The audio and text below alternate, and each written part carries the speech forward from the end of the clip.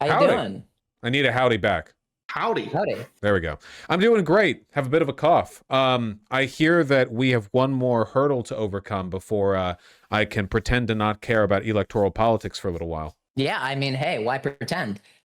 There is one more race yet. Before I get into Afton Bane, just want to let everybody know what we were able to accomplish for Katie Wilson and some of the other races. Yeah, hit it. We We're implicated in a did some shit. high-profile mayoral election. Yeah, that's pretty good. Oh, and not just Katie Wilson. There was so much that we were able to do with shockingly little money. So let's. I'm just going to go throw out some of the stats for everybody.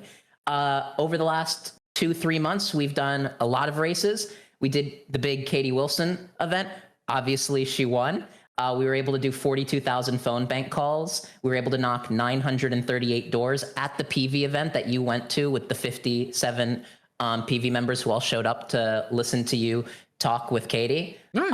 And we were even able to help her raise $10,000 in public financing using Seattle's vague and extremely confusing like democracy voucher program. So that's everything we did with Katie Wilson. All of this is mostly people from just your audience, mostly just PV Voshites. We don't have, so there were the other, yeah.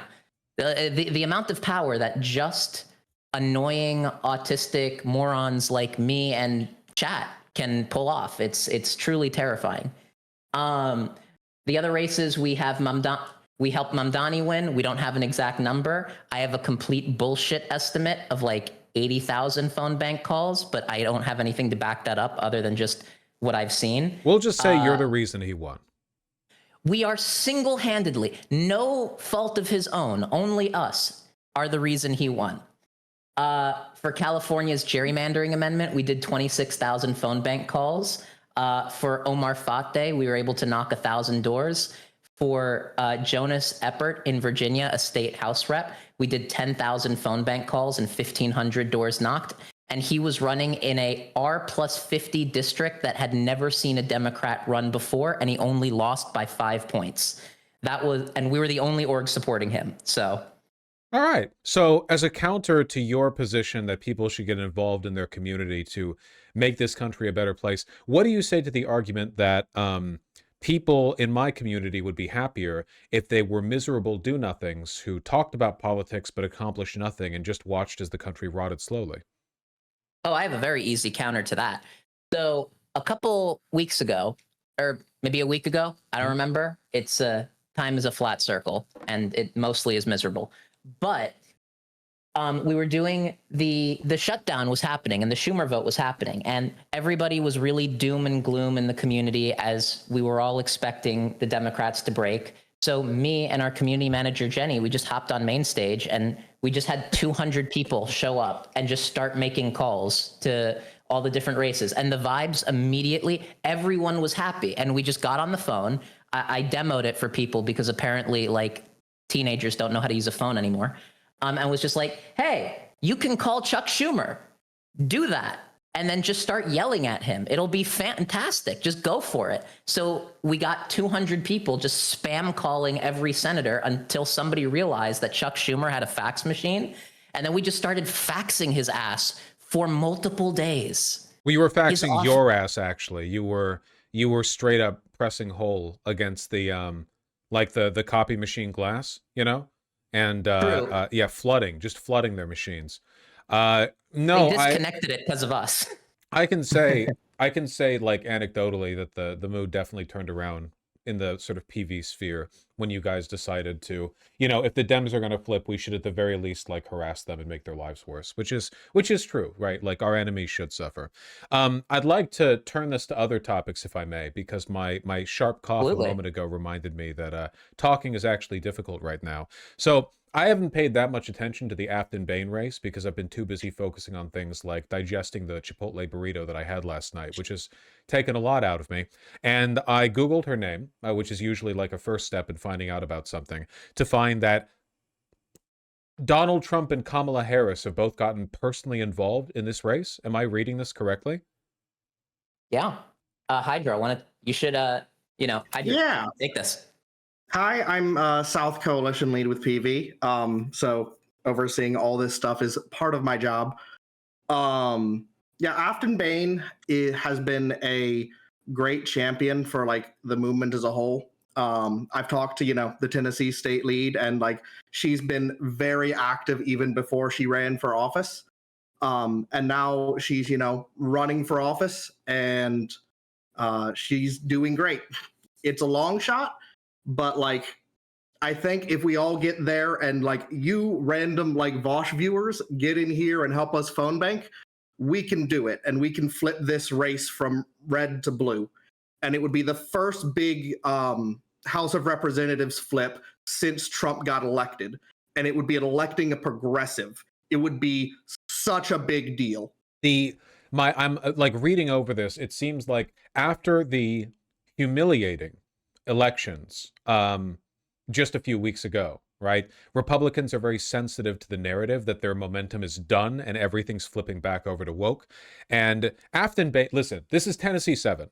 Okay, it's not exactly DC over here. This is a pretty red district, you know? Look, these are the margins that we're talking about right here. From the Nashville scene, right here, Bane running within 10 or 15 percentage points of a victory could show lost ground for Republicans after Green comfortably defended the seat over former Nashville Mayor Megan Barry back in 2024. Or in other words, we're talking about a race that is consequential enough for both Kamala Harris and Trump to get involved. Both sides are pouring money into it, but even a loss from Afton Bane of 10 points would be a really destructive watermark for the Republicans. It would essentially be an indication that the elections a few weeks ago were not aberrant. They were not a fluke. They really are. Everyone has shifted against Trump. We're looking to push that line as much as possible. If she wins, that would be insane. That would be insane. Absolutely insane. But even the difference between a 15, a 10, and a 5-point loss that would be immensely consequential, you know? We're talking about like essentially cementing the narrative that Trump is done, a lame duck president, and that America has shifted against him. It's incredibly important that we do well here. Yeah, like it's crazy. I don't even think if she loses, I think it's going to be well within the 10-point margin. Like I've just been able to see all of the campaigns, like very secret hush hush data. And it's not going to be an easy win if it's a win, but it's not going to be that. I think it's going to be closer than that. And it's going to really scare the shit out of some people that in the heart of a red Tennessee district, a like just normal pro-trans white woman who can make funny online ads was able to just completely like destroy expectations in this way. It's real. A loss here is really powerful, and in this specific district where it's all money isn't going to make the difference here. This is not this is not a city. It's not exactly rural, but it's not like, it's outskirts of Nashville and some other places. Like door knocking, phone banking, that is worth its weight in gold for this type of district in particular. So, progress.win/Vosh, you can just, the links are right there. You should go. 100%. I think there's a pretty good chance that like she could even like get within 5 points or even maybe win. It would be real hard and an uphill battle, but like if enough people get in there making phone calls, we could do it. I can't overstate how much I would like to see a continuation of the trend. I think a lot of people are worried that after the Democrats capitulated to Republicans on the shutdown, we lost momentum. I don't think we lost momentum. I think it was disappointing, but I think the momentum persists. I would like to be made to be seen to be correct on that, Don't make me a liar is what I'm saying. Get involved. I would really appreciate it if you did. Now, with that in mind, and with all the benefits discussed, benefits of canvassing and phone banking and the like, Ben, I know what you want to do. You want to shill for your goddamn membership cards, don't you? Quite a lot, yeah. I mean, I have two other things I want to shill. Two other things. Oh, sure. Let me book the rest of my stream. Quick. No. That's fine. I wasn't gonna. There weren't any more segments I had to get off the book or anything. Go for it. Here, let me get my card ready. No, go ahead. So the two things we have are we've been working on PV is also a community space. It's mostly a community space as well. So we have a lot of cool things. Right now, we're working on a bunch of AMAs with politicians. Afton Bane is one of them. We're scheduling it right now. This Sunday, the person running in Massachusetts' 1st District, Jeremy Whalen, is running. He's awesome, by the way. I think he's gonna be a sleeper candidate for next year. We have the guy who was running against Pelosi currently in our scheduling, Saikat Chakrabarti. He's going to be on at some point in the next month. And we also have Josie, who is running for Montgomery County Commission. And by the way, if you live in Montgomery County, Maryland, you should donate to her, josieforcongress.com, because she gets public financing 5-to-1 for every dollar is donated to her.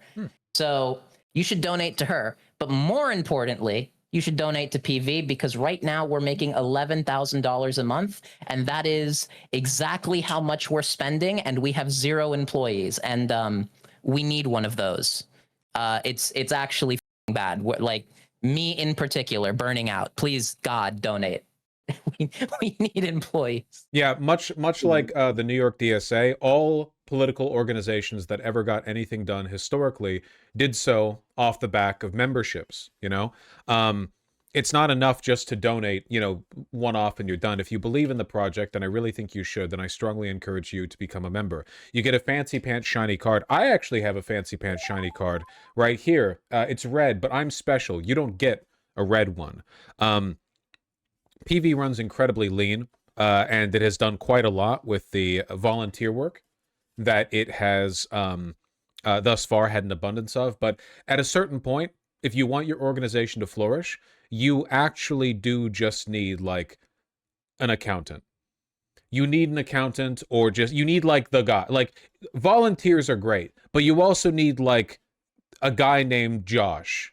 And his job is just to sit there and file paperwork and make sure everything runs properly, you know? Can foreigners donate to PV? Absolutely. Foreigners cannot donate. Absolutely not. And f you for asking. Goddamn foreigner.